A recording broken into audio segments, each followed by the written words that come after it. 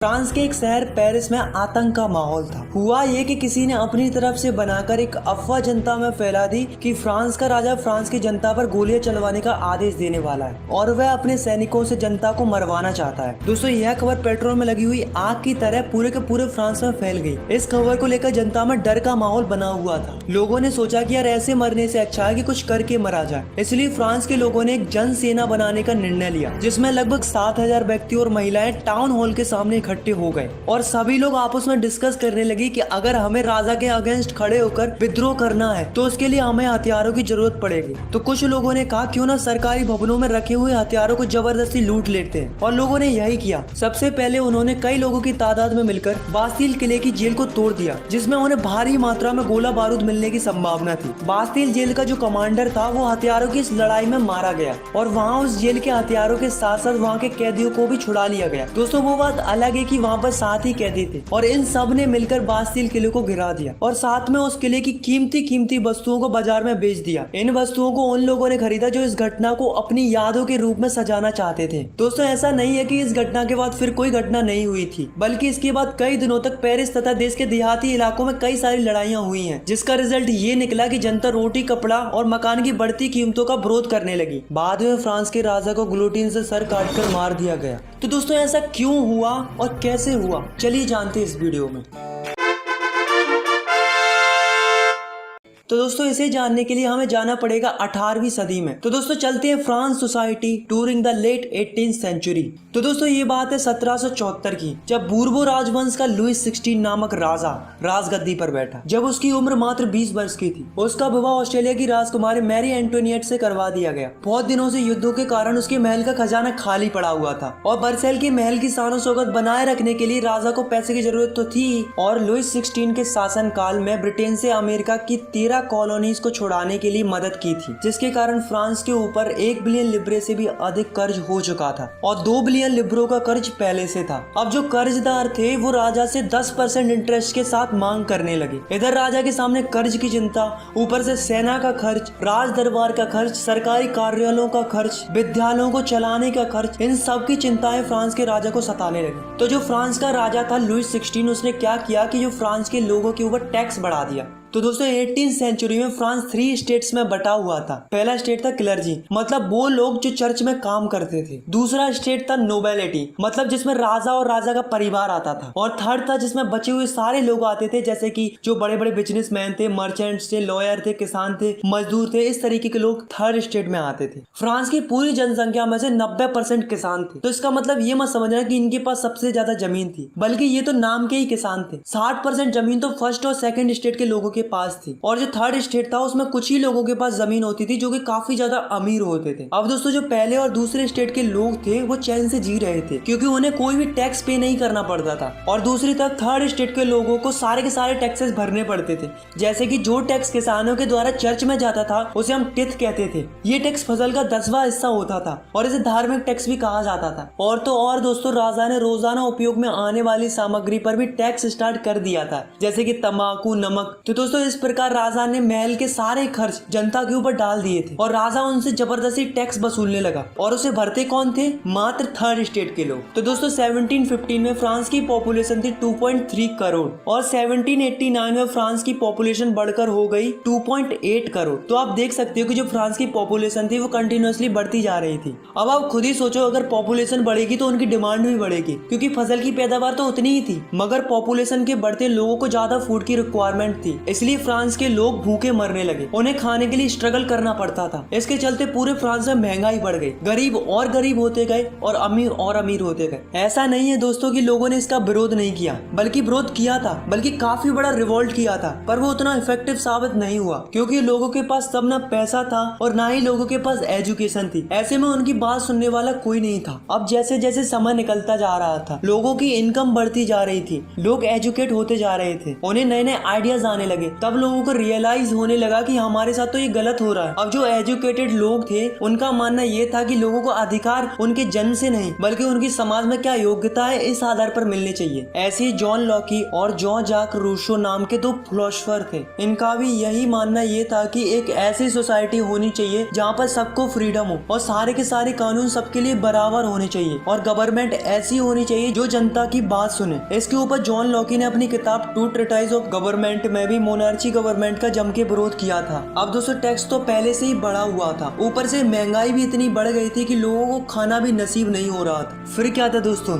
जनता राजा पर भड़क गई और यहीं से शुरू हुआ एक रिवॉल्यूशन। तो दोस्तों जैसा कि आप सभी को पता चल ही गया होगा कि लुई 16 का खजाना खाली हो चुका था, कर्जदारों की मांग बढ़ गई थी और उसको चुकाने के लिए राजा ने जनता पर टैक्स बढ़ा दिए थे। पर क्या आपको पता है कि प्राचीन राजतंत्र के अनुसार कोई भी फ्रांस का राजा अपनी मर्जी से टैक्स नहीं बढ़ा सकता था। इसके लिए उसे स्टेट जनरल की मीटिंग बुलाकर नए टैक्सों के प्रपोजल्स पर मंजूरी लेनी पड़ती थी। तो दोस्तों अब आप सोच रहे होंगे कि स्टेट जनरल क्या होती थी। तो दोस्तों स्टेट जनरल एक ऐसी पॉलिटिकल बॉडी थी जिसमें तीनों स्टेट अपने अपने स्टेट से रिप्रेजेंटेटिव भेजते थे, लेकिन केवल राजा ही तय करता था कि ये मीटिंग कब बुलाई जानी चाहिए। तो दोस्तों इसकी लास्ट मीटिंग 1614 में बुलाई गई थी, लेकिन फिर उसके बाद लुई 16 ने 5 मई 1789 को नए टैक्स बढ़ाने के लिए मीटिंग बुलाई, जिसमें फर्स्ट और सेकंड स्टेट ने 300 रिप्रेजेंटेटिव भेजे और जो थर्ड स्टेट था उसने 600 रिप्रेजेंटेटिव भेजे। अब दोस्तों इस सभा में किसानों तथा कारीगरों को अंदर जाने की परमिशन नहीं थी। तो दोस्तों इन्होंने क्या किया कि 4000 पत्रों में अपनी शिकायतें और मांगे लिखकर असेंबली में भेज दी। लेकिन दोस्तों असेंबली के अकॉर्डिंग हर एक स्टेट को केवल एक एक वोट डालने का ही अधिकार था। पर अब की बार क्या हुआ कि जो थर्ड स्टेट के लोग थे उन्हें ये मंजूर नहीं था, क्योंकि वो चाहते थे कि पूरी की पूरी असेंबली वोटिंग करे, केवल 3 ही वोट पर फैसला नहीं दिया जाना चाहिए। लेकिन जो लुई 16 था उसे ये प्रस्ताव स्वीकार नहीं था। राजा ने इस थर्ड स्टेट के प्रपोजल को नहीं माना, जिसके कारण क्या हुआ कि जो थर्ड स्टेट के लोग थे वो निराश होकर असेंबली के बाहर चले गए और यही सभी लोग 20 जून को वर्साई के इंडू टेनिस कोर्ट में जमा हुए। इन सब लोगों ने मिलकर एक डिसीजन लिया कि जब तक हम एक ऐसा कॉन्स्टिट्यूशन नहीं बना लेते जिसमें राजा के पास कम पावर हो, तब तक हम सब लोग मिलकर स्ट्रगल करते रहेंगे और राजा के खिलाफ लड़ते रहेंगे। उन्होंने अपने आप को एक नेशनल असेंबली घोषित कर लिया था। दोस्तों उस असेंबली के 2 लीडर बनाए गए, पहला था मिराबियू और दूसरा था एबेशियस। इन दोनों ने असेंबली को लीड किया। दूसरी तरफ फ्रांस में कड़ाके की ठंड पड़ रही थी, जिसके कारण क्या हुआ कि फ्रांस की जो अधिकतम फसल थी वो मारी गई। लोगों में भुखमरी इतनी बढ़ गई थी कि औरतों ने जबरदस्ती खाने पीने की चीजों को दुकानदारों से छीन लिया। यह देखकर राजा ने सेना को आदेश दे दिया कि तुम शहर में प्रवेश करो। जैसे ही सेना ने शहर में प्रवेश किया तो लोगों में हड़कंप मच गया।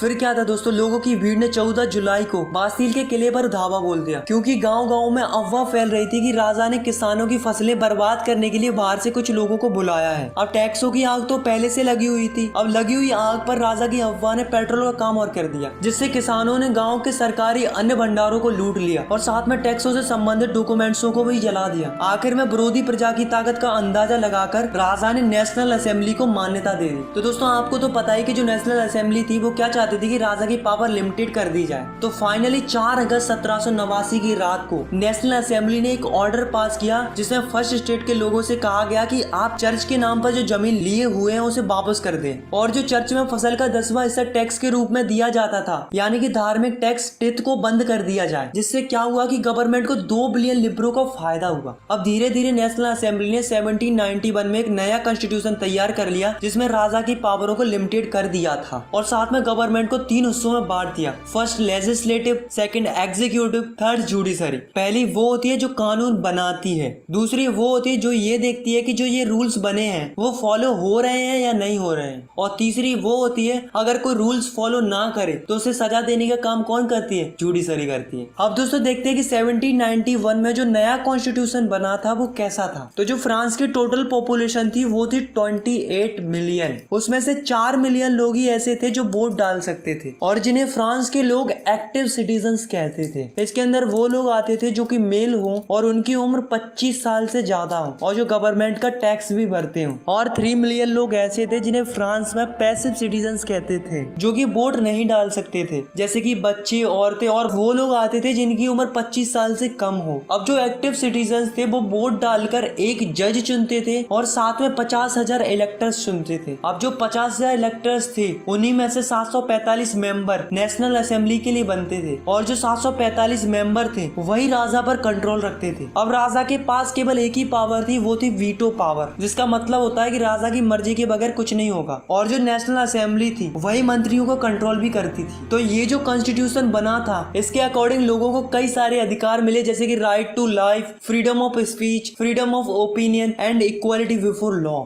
अब दोस्तों राजा ने हाँ तो कर दिया था कि वो कॉन्स्टिट्यूशन को मान रहा है, लेकिन वास्तव में वो नहीं चाहता था कि उसकी पावर कम हो। उसने अपने आसपास के देशों के साथ मिलकर सीक्रेट प्लान्स किए, लेकिन राजा और आसपास के देश कुछ कर पाते इससे पहले ही नेशनल असेंबली ने प्रूसिया और ऑस्ट्रेलिया के अगेंस्ट 1789 में वॉर डिक्लेयर कर दिया, जिससे फ्रांस के हजारों यंग मैन सेना के अंदर भर्ती होने लगे। सभी देशभक्ति के गीत गाने लगे। तो दोस्तों उस वॉर में काफी ज्यादा लोग मारे गए थे, उसके साथ साथ काफी ज्यादा मनी का भी लॉस हुआ था। तो दोस्तों 1791 में जो कॉन्स्टिट्यूशन बनाया गया था इसमें धनवानों को ज्यादा इम्पोर्टेंट माना गया था और जो गरीब थे, किसान थे, उनको कम महत्व दिया गया था। तो लोगों ने क्या किया, अपनी आवाज सुनाने के लिए पॉलिटिकल क्लब्स बनाए। तो ये क्या होते हैं, तो ये वो होते हैं जिसमें अलग अलग विचारों के लोग अपनी अलग अलग बातों को बताते हैं ताकि उनकी बातों पर गवर्नमेंट ध्यान दे और उनकी बातें भी सुनी जाए। ऐसे ही एक क्लब था जिसका नाम था जोकोविन क्लब, जिसका लीडर था मैक्सिमिलियन रॉबेस्पियर। अब जो इस क्लब के लोग थे उनकी कुछ अलग ही प्रकार की ड्रेस थी। इस क्लब वाले लोगों को सुगुलत भी कहा जाता था। दोस्तों जब ब्रेड का प्राइस बढ़ने लगा तो महंगाई को देखकर इस क्लब वाले लोगों ने जैकोबिन क्लब में एक प्लान बनाया और एक ऐसी योजना बनाई कि राजा को महल में ही घुसकर राजा को बंदी बना लिया जाए। तो दोस्तों इन क्लब वालों ने क्या किया कि 10 अगस्त को टुलेरियस के महल में धावा बोल दिया, जिसमें राजा के कई सारे सैनिक मारे गए। बाद में राजा और राजा के परिवार के सदस्यों को जेल में डाल दिया गया, मतलब उन्हें बंदी बना लिया था। और फिर नेशनल असेंबली ने चुनाव कराए। फाइनली 21 सितंबर 1792 को राजशाही राजतंत्र का अंत कर दिया गया और फिर मोनार्ची सिस्टम खत्म हुआ और एक नया रिपब्लिक सिस्टम यानी कि वोट डालने का सिलसिला शुरू हुआ।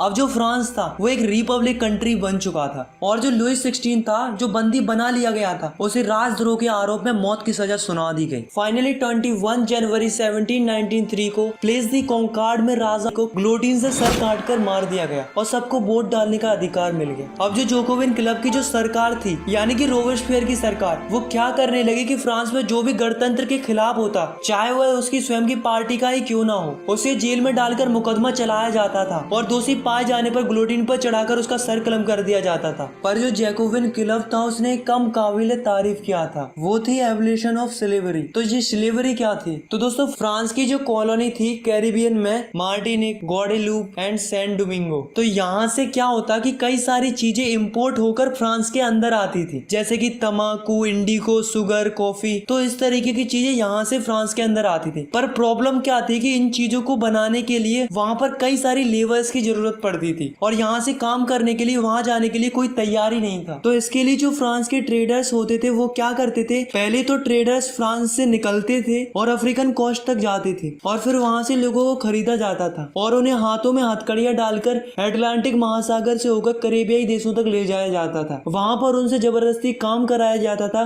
फिर वहां से इंडिगो, तंबाकू, शुगर, कॉफी ये सब वापस फ्रांस में लाया जाता था। अब दोस्तों नेशनल असेंबली में ये बात तय हुई थी कि दास प्रथा को खत्म कर दिया जाए, पर यह नहीं हुआ। ऊपर से रोबेस्पियर सरकार ने चर्चों को बंद करवा दिया और उनकी जगह सरकारी दफ्तर और बैराक बनवा दिए गए। अब जो जोकोविन क्लब का जो लीडर था रोबेस्पियर, वो अपनी मनमर्जी करने लगा और लगातार देशों से मजदूरों को खरीदता और बेचने लगा और लगातार लोगों को खरीदा और बेचा जाने लगा। तो दोस्तों इसके साथ भी वही हुआ जो सबके साथ होता आया है। तो 1794 में उसे दोषी घोषित कर दिया गया और उसे गिरफ्तार करके ग्लोटिन पर चढ़ाकर उसका सर कलम कर दिया। और दोस्तों यहाँ से जैकोबिन क्लब का एंड हो गया। दोस्तों बास्तिल किले के इंसिडेंट के बाद 1789 की गर्मियों में एक महत्वपूर्ण कानून लागू हुआ था कि कोई भी बुक या न्यूज़पेपर या स्टेज परफॉर्मेंस, नाटक, सत्संग, जुलूस बिना राजा के अधिकारियों की परमिशन के बगैर नहीं किए जा सकते थे। पहले उनसे मंजूरी लेनी पड़ती थी, अब वो सेंसरशिप हटा दी गई थी। अब फ्रांस में सब लोग स्वतंत्र थे, वो कुछ भी छाप सकते थे, dance programme, song, stage programme, जुलूस कर सकते थे। अब उन्हें किसी की भी परमिशन लेने की कोई जरूरत नहीं थी। अब जो अमीर लोग थे उन्होंने गवर्नमेंट की पावर को अपने हाथ में ले ली। फिर उसके बाद एक नया कॉन्स्टिट्यूशन बना, फिर उसके अनुसार जिसके पास ज्यादा पैसा होगा वही वोट कर सकता था। इस कॉन्स्टिट्यूशन के अकॉर्डिंग 2 लेजिस्लेटिव काउंसिल बनाई गई। इन दोनों काउंसिल का काम था कि 5 मेंबर की बॉडी बनाना, यानी कि एक दूसरे में तकरार होने लगी जिसका फायदा नेपोलियन बोनापार्ट ने उठाया। 1804 में फ्रांस का एक नया राजा बना जिसका नाम था नेपोलियन बोनापार्ट। नेपोलियन ने पहले तो यूरोप के लिए बहुत कुछ किया तो लोगों को लगा अच्छा है, लेकिन बाद में पता चला कि नेपोलियन तो बहुत ही क्रूअल किंग था। फाइनली 1815 में वाटरलू की लड़ाई में नेपोलियन हार गया। तो दोस्तों आपकी क्लास 9th में इतना ही है। अगर आपको ये वीडियो पसंद आई तो यार वीडियो को लाइक करो, चैनल को सब्सक्राइब करो।